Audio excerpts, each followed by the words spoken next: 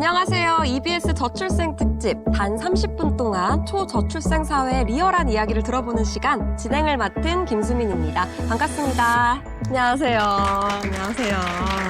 네. 오늘은 대한민국에서 아이 낳고 키우는데 얼마가 들 것인가 이런 주제로 이야기 나눠보려고 하는데요. 오늘 이 자리에 5분이 함께 해주고 계십니다. 반갑습니다. 네, 자기소개 부탁드릴게요. 대학교 1학년 쌍둥이 아들을 키우고 있는 안미희라고 합니다. 반갑습니다. 와, 대학생 자녀를 두셨군요. 네.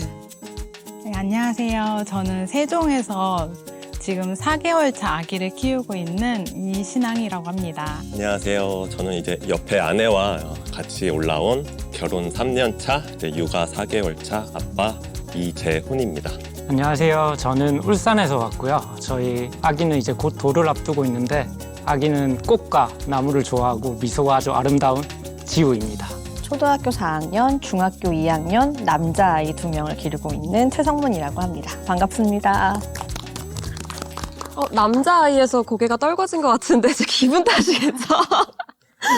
네, 오늘 여러분들이 이 자리에 함께 하게 되신 이유가 있습니다. 저희가 모두 대한민국의 부모잖아요. 그래서 아이들의 특성이 모두 다른 것처럼 부모님들도 이 양육에 대해서 모두 생각이 다를 것 같아요. 그래서 우리 대한민국 부모로서 어떤 생각을 가지면서 아이를 키우고 계신지 가볍게 몸풀기로 OX 퀴즈를 해보려고 합니다. 그럼 OX 퀴즈 시작해보도록 하겠습니다. 저출생의 원인은 돈 때문이다. 하나, 둘, 셋. 네, 지금 3분이 오를 들어주셨어요. 오 들어주신 우리 미희 선배님이라고 부르고 싶네요. 우리 육아 선배님, 왜 오를 드셨습니까? 요즘은 임신부터 정말 출산, 양육비가 너무 많이 드는 세대여서 젊은 분들은 그런 거에 대해서 많이 주저주저 하는 것 같아요. 또 오를 들어주신 분이 계셨는데요. 요즘 육아를 시작을 하려고 하다 보니까 국민템 이런 것들이 되게 많아요. 육아는 장비빨이라고 해서 이렇게 찾아보다 보면 사고 싶은 것도 너무 많고 아이한테 해주고 싶은 것도 너무 많더라고요. 근데 그런 게 너무 비싸요.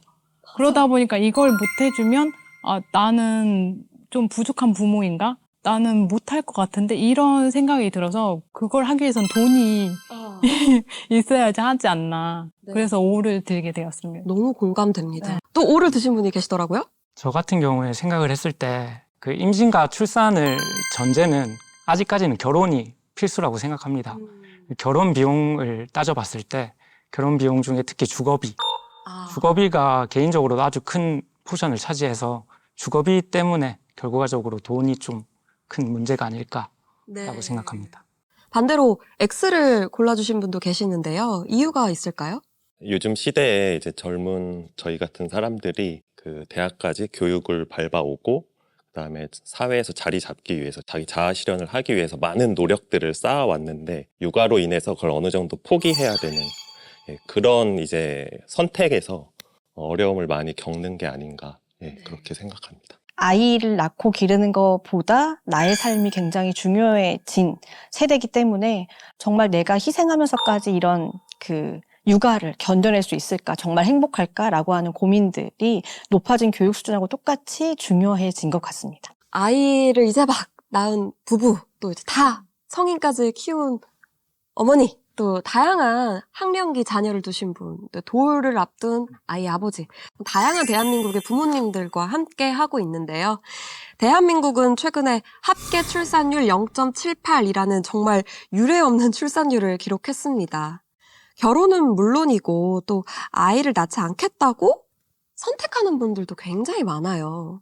혹시 결혼과 출산을 경험하신 입장에서 왜 우리 사회에 아이 낳지 않을까? 그 이유를 생각해 보신 적 있으실까요? 저는 그 출산율과 출생률에 대해서 좀 스스로 고민을 많이 해보고 그런 글도 작성해보고 했었는데요.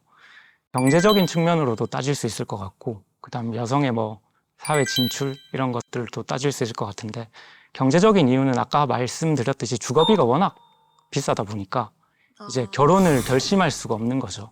그래서 출산과 육아를 저는 결심하려면 그 결심 비용이 필요하다고 생각하는데 그 비용이 너무 기준이 높아졌어요. 요즘에는 예능 프로그램도 아이를 키우는 프로그램을 많이 나오잖아요. 거의 그런 사례들을 보면 거의 궁궐 같은 집에서 체험이라든가 경험하는 것 자체가 우리 아이하고는 너무 다른 거죠.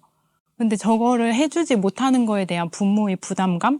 행복하지 못하게 내가 키우는 건 아닌가. 그리고 아이가 성장할 수 있는 기회를 내가 빼앗는 건 아닌가.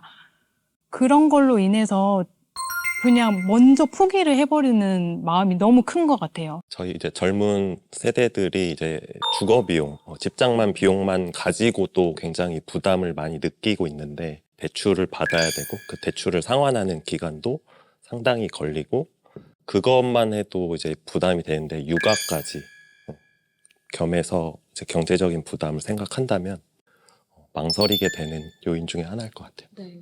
또 워킹맘이시다 보니까 이런 경력 단절에 대해서도 생각을 많이 해보실 것 같은데 어떻게 생각하세요? 너무나 숨 고르지 못하게 공부하고 경쟁하고 취업하고 그래서 돈을 모으는 동안 계속 그 학자금을 대출을 갚고 계속 뭔가 숨가쁘게 달려가야 되는 상황인 거예요. 근데 그렇게 해서 성공적으로 결혼까지 했는데 그리고 나면 두 명이 행복해야 되는 시기가 좀 있잖아요. 숨 고르고 행복해야 되는데 거기서 또 육아, 아이 그럼 다시 그 굴레가 시작이 되는 거죠. 그래서 그런 부분들도 굉장히 많이 좀 아이 낳는 것, 그러니까 결혼과 연장선 상에서 아이를 낳는 것을 꺼려하게 하는 요인이 아닐까라는 생각이 들고요. 내가 조금 더 준비된 다음에 아이를 낳아야지라고 하는 생각들을 많이 하시지 않을까라는 생각이 듭니다. 지금 이렇게 여러 가지 아이를 통해서 겪게 되는 어려움들 좀 이야기 들어봤는데 그럼에도 불구하고 저희는 대한민국에서 부모 되기를 선택했고 또 아이들을 키우고 있습니다. 우리 좀 분위기가 어두워졌으니까 좀 밝게 아이들 자랑 시간을 좀 해볼까요? 아이 소개 좀 해주세요. 저희 아기는 곧 돌이 되는데요. 저희 아기 태명이 꽃빵이였습니다. 꽃빵이가 먹는 꽃빵이 아니라 꽃처럼 빵긋빵긋. 네, 그 태명답게 지금도 아주 잘 미소를 잘 짓고요. 웃음이 많은 아이입니다. 지금 옆에서 한경기 자녀를 키우는 어머니께서 네, 머리를 짜내고 계신 것 같아요. 자랑 좀 해주시죠. 여긴 빵긋빵긋 웃는데요. 네, 저희는 굉장히 건강하고 잘 먹습니다. 네, 그래서 먹거리 걱정, 반찬을 뭘 해줄까 걱정이 안 되게 굉장히 수월하게 잘 커가고 있습니다. 네, 네 고맙네요. 뭘 줘도 잘 먹는다. 아, 네. 좋습니다. 저희 아이들은 쌍둥이로 태어나줘서 2배로 행복했고요. 지금 이제 대학생이 되어서 조금 한시름 나서 좋습니다. 아, 대학 관계 자랑. 최고. 축하드립니다. 4개월 된 아기는 인생을 두 번째 사는 것 마냥 순딩한 아들이고요. 그냥 다른 수식어가 필요 없이 그냥 존재 자체만으로도 너무 이쁜 아이인 것 같아요. 네, 존재 자체로 자랑이랍니다. 저희 오늘 토크 주제가 아이를 키우는데 드는 경제적인 비용인 만큼 이번에는 결혼, 출산, 그리고 육아 각 단계별로 어느 정도의 지출이 있었는지 좀 이야기 나눠보도록 하겠습니다. 먼저 결혼! 스드메, 식장, 답례품, 신혼여행, 혼수 모든 것을 합쳐서 대략 이 정도의 비용이 들었다. 적어주실 수 있을까요?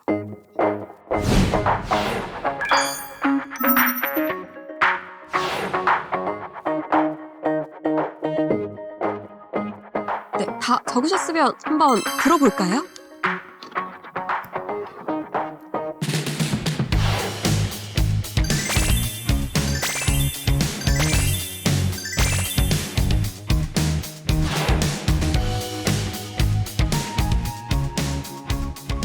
눈에 띄는 숫자가 아닐 수가 없습니다. 결혼식에 어떻게 270만 원밖에 안 쓰셨는지.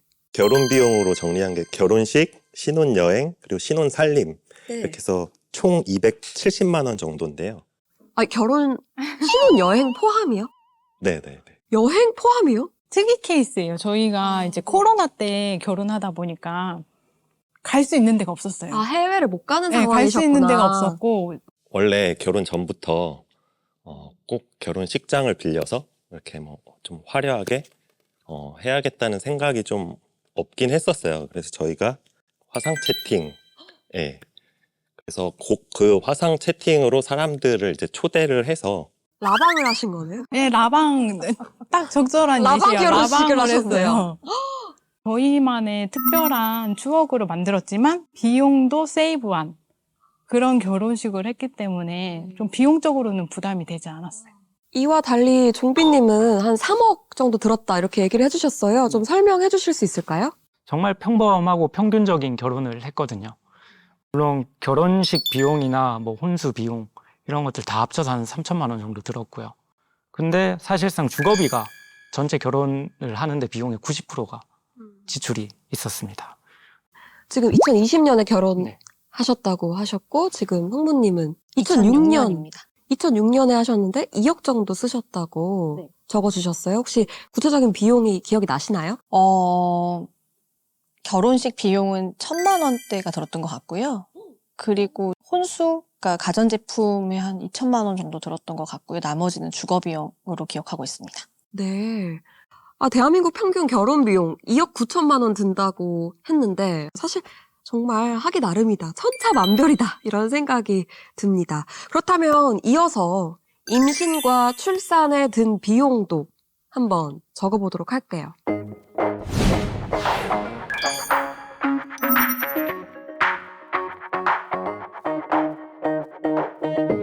다 적으셨으면 한번 들어봐 주실 수 있을까요?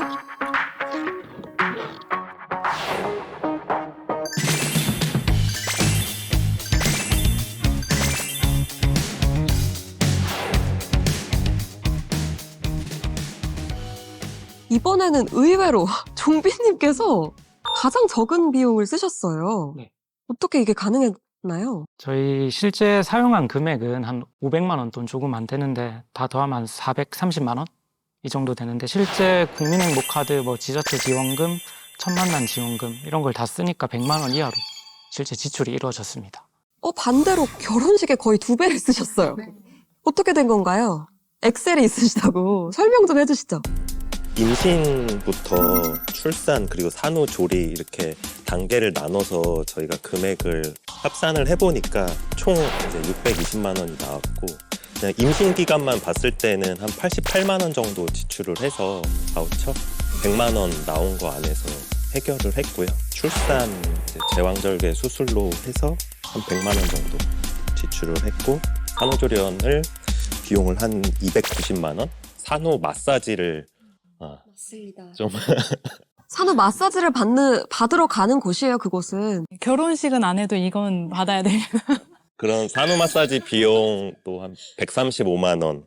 그래서 토탈 해가지고 한 620만 원 정도 들었고 행복카드나 이제 정부 지자체에서 축하 지원금 이런 거 다 합하니까 한 420만 원 정도가 되더라고요. 그래서 그리고 주변에서 이제 축의금 같은 거 주시는 걸로 해서 이 620만 원은 이제 저희의 지출 없이 해결을 할 수는 있었습니다. 그럼 실제 지출이 아닌 거네요. 네, 이제 저희가 발생된 비용이고 가게에서 나간 지출은 0원이에요, 사실. 또 의문의 1패 80만 원 썼지만 여긴 0원이래요. 대단하십니다. 네. 이 두 분 출산과 이런 경험들이 이제 흐릿하실 것 같은 이런 얘기 들으니까 부러워요. 어떠세요? 어떤 점이 가장 저희는 부러우세요? 전혀 지원을 전혀 받지 못했고요. 네, 그래서 솔직히 임신 기간 주기적으로 병원은 다 다녔는데 저희 돈 자비로 다 다녔던 것 같고 출산도 마찬가지로 저는 이제 또 제왕절개로 쌍둥이를 낳고 쌍둥이 중에 하나는 인큐베이터에 좀 있어서 그런 비용은 다 그냥 저희가 다 고스란히 지불하고 퇴원했던 것 같아요. 네, 저도 둘 다 아이가 병원에 좀 있다가 나왔어서 부러운 것 같아요. 저 둘째 때만 한 50만 원 정도 지원 받았던 것 같고 또 저 때는 이제 노산이란 이유로 각종 검사를 많이 강요하셔가지고 검사하고 지금 제가 제 지출한 금액에는 거의 이제 산후조리 하고요. 그리고 산후조리를 받고 나서 집에 와서 2주 동안 도우미 분들 썼었어요. 제가 움직임이 여유롭지 않으니까. 그래서 그분 비용 거의 제외한 금액인 걸로 기억하고 있어요. 네. 20년 새 많은 변화가 있었습니다. 아이가 태어난 정말 시기에 따라서 지원금과 지출 비용이 큰 차이가 납니다. 다 자비로 하셨고 혜택을 영원 쓰셨대요. 영원. 하지만 이렇게 보면 우리나라 지금 아이 낳고 키우기 너무 좋은 거 아니야? 이렇게 생각하실 수도 있을 것 같아요. 하지만 이게 다가 아니겠죠. 마지막으로 이제 마지막 단계 비용을 여쭤보려고 합니다. 아이가 태어나고 만 18세 성인이 될 때까지 어느 정도 비용이 들까요? 일단 다 키우신 미희님께서는 실제 비용을 적어주시면 될 것 같고 아직 이제 아이가 어린 분들은 예상 비용을 적어주시면 될 것 같습니다.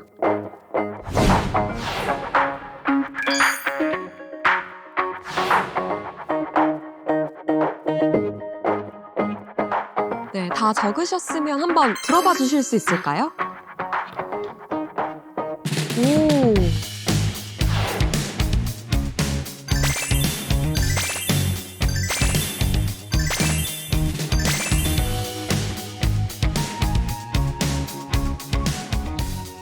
요새 한 아이 키우는데 3억 6천만 원이 든다 이런 얘기들이 있어요. 근데 여기서 유일하게 성인 자녀가 있으신 미희님께서 이 사실에 대해서 하실 말씀이 많으실 것 같은데 어떤가요? 정말 3억 6천 드나요? 만약에 뭐 대학 학비까지 포함시키면 그렇게 평균적으로는 들 수도 있을 것 같아요. 저 같은 경우는 제가 이제 전업주부였어서 이제 돌봄 비용은 일단은 전혀 들어가지 않았고, 저희 아이들은 공부 쪽으로는 거의 고등학교 때 중점적으로 학원을 다녔기 때문에, 유초등 때는 거의 체육이나 음악 이런 특기 위주로 사교육비를 지출했었던 것 같아요. 그래서 조금 저렴하게 나오지 않았나, 저는. 그렇다면 지금 이 1억의 많은 부분은 중학생, 고등학생 때 발생을 한 거네요. 예, 그렇죠. 예. 또 1인당 1억 정도. 1인당, 예, 1인당 기준. 네. 지금 거의 4배를 써주셨어요. 저는 영유아기부터 시작해서 저는 여기에 사교육과 돌봄 비용이 포함이기 때문에 뭐 돌봄 비용을 한 달에 100이라고 잡아도 1년이 1200이잖아요. 그렇게 1살, 2살 때부터 지금까지 쭉으로 계산해 보면 거의 이것도 억이 나오기 때문에 네. 그 비용까지 모두 넣었습니다. 중고등학생 때는 이제 학비가 많이 들고 또 그 전에는 돌봄비가 많이 발생하니까 매달 100만 원 계산해도 정말 적은 액수가 아닙니다. 반대로 아직 경험이 없으신 분들이 예상하신 금액들이 있는데 어떻게 1억 8천을 쓰게 되셨어요? 사실 이 양육 비용을 예상한다는 게 참 힘든 것 같더라고요. 직접 사교육을 시켜본 경험도 없고 아직 그 나이 때 뭘 좋아하는지 뭘 하고 싶어 하는지도 모르기 때문에 우선 대략적으로 나이가 조금씩 커져가면서 금액을 1,000만 원씩 올렸거든요. 그래서 총 한 1억 8천 정도 나왔는데 사실 이 양육 비용이 1억 8천을 한 번에 지불하는 건 아니지 않습니까? 그래서 이거를 아마 짧게는 10년, 길게는 한 15년, 18년 동안 이렇게 나눠서 드는 비용이라 사실 1억 8천이라고 합계를 내면서 크게 부담스럽다는 생각은 들지 않았습니다. 지금 저희가 결혼, 출산, 그리고 성인까지의 양육 비용 이렇게 3단계에 걸쳐서 얼마가 들 것인지 혹은 들었는지 이야기 나눠봤습니다. 하지만 이게 육아가 끝이 없다고들 하잖아요. 앞으로 앞둔 단계들에서도 계속해서 비용이 발생할 겁니다. 앞으로 발생할 단계별 비용 중에 특별히 걱정되시는 부분이 있다면 어떤 게 있을까요? 지금 저희 마음은 사교육 안 하겠다. 막 이렇게 말하지만 아이가 주변의 말을 들어보면 아이가 친구들이 배우니까 나도 저거 하고 싶어요. 막 이렇게 한다고 하더라고요. 그럴 때는 부모로서 너 못해줘. 나 돈 없어서 못해줘. 이럴 수 없잖아요. 친구를 네. 사귀러 학원을 가고, 네, 그렇다고 친구를 하더라고요. 만나러 학원을 가고, 이렇게 같이 어울리고 싶어서 더. 그럴 때 저희가 이제 어떤 선택을 할 수 있을지 그런 게 굉장히 고민이 되긴 하는 것 같아요. 네. 저는 오히려 양육 비용에 대한 걱정보다는요, 저희 부부가 살 집에 대한 걱정이 오히려 더 크게 다가오는 것 같아요. 양육 비용 같은 경우에는 저희가 계획적으로 어떻게 할 수 있는데, 주거 비용은 워낙 금액이 크다 보니까 아직까지도 아이를 키우는 입장에서도 그런 경제적인 이야기를 나눌 때는 저희 집 이야기를 먼저 하고 있거든요. 네. 그래서 집이 오히려 더 부담스러운 금액입니다. 네. 성모님 어떠세요? 저는 사교육비입니다. 이제부터 저는 더 사교육비가 늘어날 일밖에 없기 때문에 네, 사교육비가 걱정이고요. 사실 사교육이 아까 저희 뒤에서 미인이가 잠깐 말씀 나눴지만 공교육을 제외한 모든 교육이 사교육이라고 하면 아이들이 체험하고 뭔가 더 배울 수 있는 음악, 악기, 운동 이게 모두 다 사교육이거든요. 그렇죠. 네. 주말에 블루베리 농장 가는 것도 네, 사교육인 모두 다. 거죠. 네. 그리고 특히 정점을 찍는 고3이 되면 굉장히 거의 한 사람의 연봉이 들더라고요. 그래서 주변에 보면 대강 한 300만 원 정도 얘기하셔가지고 남편하고 항상 그런 고민을 하는 것 같아요. 네. 우리가 얼마 저축해야 아이를 학원을 몇 개 보낼 수 있다. 만약에 재수를 하게 되면 네. 엄청난 비용이 또 들어갈 수도 있어요. 네. 네. 이번에는 저희가 정책 제안자가 되어서 나눠드린 칠판에 출산, 양육, 교육 부문에 있어서 내가 제안하고 싶은 정책을 하나씩 적어주시면 되겠습니다.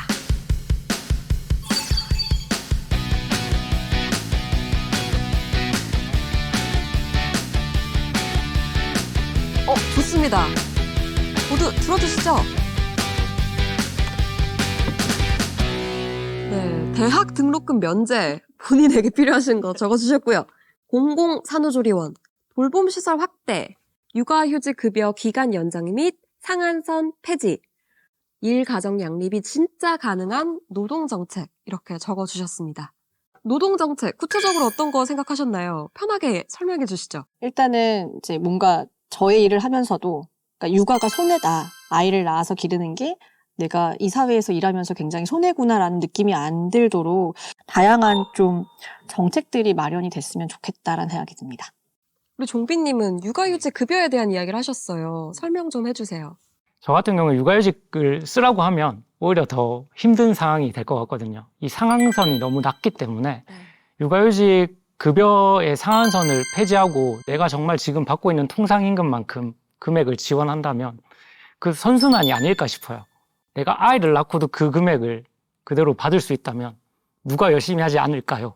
라는 생각도 들고 회사 입장에서도 누군가가 육아휴직으로 당연히 나가겠죠. 월급을 그대로 주면. 그러면 또 고용도 더 늘어나지 않을까. 그런 생각이 들거든요.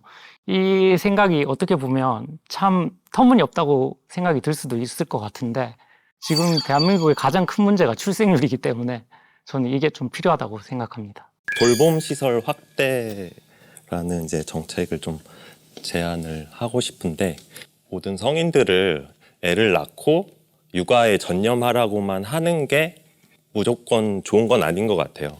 그러니까 경제 활동을 하고 사회 활동을 하고 그게 그 개인의 삶에서도 정신적으로 아니면 사회 전반적으로 더 건강하고 생산적인 사회가 되는 것 같은데 그래서 그 사회 활동을 적극적으로 할 수 있게끔 만들어 주려면 출산하고 유아기라든지 미취학 아동 또는 초등학교 저학년 때 이때 돌봄이 필요한 이 시기가 몇 년간 있는데 그때 많이 이제 경력 단절이 되는 것 같아요. 네. 그 공백을 좀 잘 메꿔주면 출산율에 도움이 되지 않을까 생각합니다. 저는 공공산후조리원이라고 적었는데 저희가 아이를 낳으면서 첫 만남이나 이런 지원금을 받긴 해요. 근데 그 금액이 고스란히 이런 산후조리원 비용 뭐 개인의 선택이긴 하지만 그 비용으로 많이 나가다 보니까 정작 육아 비용에는 사용을 못하는 경우가 있는 것 같더라고요. 각 지역마다 공공으로 운영하는 그런 시설이 있으면 지원받는 금액을 더 육아 쪽으로 돌려서 사용할 수 있지 않을까 해서 이제 이걸 적어보았습니다. 네, 좋습니다. 미희님은? 지금 너무 비싸잖아요, 대학 등록금이. 그래서 좀 지금 가게에도 좀 부담스럽고 그런 게 있어서 등록금이 면제되면 대학을 꼭 가고 싶은 사람들이 갈 수 있지 않을까. 공부하고 싶은 사람들이 갈 수 있는 그런 사회가 왔으면 좋겠다는 마음에 그냥 이렇게 한번 적어봤습니다. 네, 좋은 의견 감사합니다. 저희 합계 출산율이 지금 0.78명이잖아요. 그런데 희망하는 자녀 수는 여전히 변함없이 2명이라고 합니다. 현실과 이상의 차이가 크다. 좀 이런 생각이 들기도 하는데요. 오늘 우리 30분 동안 양육 비용에 대해서 이야기 나눴습니다. 어떻게 하면 우리의 희망 자녀 수가 실제 자녀 수가 될 수 있을지 이야기 나눠봤는데요. 끝으로 오늘 함께 하신 소감을 좀 여쭤보려고 합니다. 성모님 어떠셨어요? 네, 저는 사실 이제 이런 육아나 아이를 기르는 게 너무 힘들다는 생각을 많이 했던 사람이에요. 그런데 지금 와서 또 막 아이를 낳아서 기르시려고 하는 분들의 뭐 의지나 여러 가지들을 듣고 또 저희 선배님의 말씀을 듣고 하니까 그래도 정말 생각하는 거는 이렇게 힘든 상황에서 정말로 부모 되기를 선택한 분들이 정말 대단하다는 생각이 들고요. 그리고 마지막으로 아이 낳길 참 잘했다라는 생각이 듭니다. 감동적인데요? 네. 오늘 육아비를 계산 같이 해보면서 뭐 선배님들 말씀도 듣고 이제 거의 아기들이 또래인 이제 친구들 분들 얘기를 같이 들었는데 저는 오히려 이 얘기를 나누면서 부담감이 오히려 더 사라진 느낌이에요. 미리 모르고 이제 육아를 했다면 부담이 될 수 있었을 텐데 이렇게 얘기를 나눔으로써 육아에 대해서 오히려 스트레스도 없을 것 같고 잘 헤쳐나갈 수 있을 것 같습니다. 감사합니다. 선배님들이 봤을 때 제가 되게 귀여워 보일 수도 있겠다. 그래서 이 긍정적인 마인드를 끝까지 잃지 말아보자 이런 생각을 했던 것 같고 그리고 또 선배님들 말씀 들으면서 오히려 좀 경각심을 갖는 시간이었던 것 같아요. 이렇게 지금 이 젊은 세대가 생각하는 거를 또 듣고 또 출산을 하신 분들이잖아요. 이걸 보면서 아직 대한민국의 미래는 아직은 밝다라는 생각을 좀 가졌어요. 예, 그리고 너무 대견하세요, 진짜. 박수 쳐드리고 싶어요. 감사합니다. 사실 지금 10대 자녀와 이제 20대 자녀를 키우는 두 분 제외하고 저희는 부모가 된 지 1년도 되지 않았습니다. 아빠라는 호칭, 엄마라는 호칭이 아직은 조금 낯선 그런 시기인데요. 이런 시간을 통해서 이제 선배님들의 이야기 또 우리 사회에 대해서 이렇게 건전한 토론을 할 수 있어서 참 뜻깊었던 것 같습니다. 합계 출산율 0.78, 그 안에 담긴 진짜 우리의 목소리를 들어보는 시간 가져봤습니다. 이번 편에서는 경제적 또 시간적 문제들로 어려움을 겪고 있는 부모들의 목소리를 들어봤어요. 아이 낳기를 주저하고 있는 대한민국 평범한 부모들, 그들의 부담을 줄여주기 위해서 가장 필요한 정책은 무엇인지 우리 모두 함께 고민해봤으면 좋겠습니다. 그럼 함께 해주신 5분 진심으로 감사드리고요. 저는 김수민이었습니다. 감사합니다. 수고하셨어요. 감사합니다.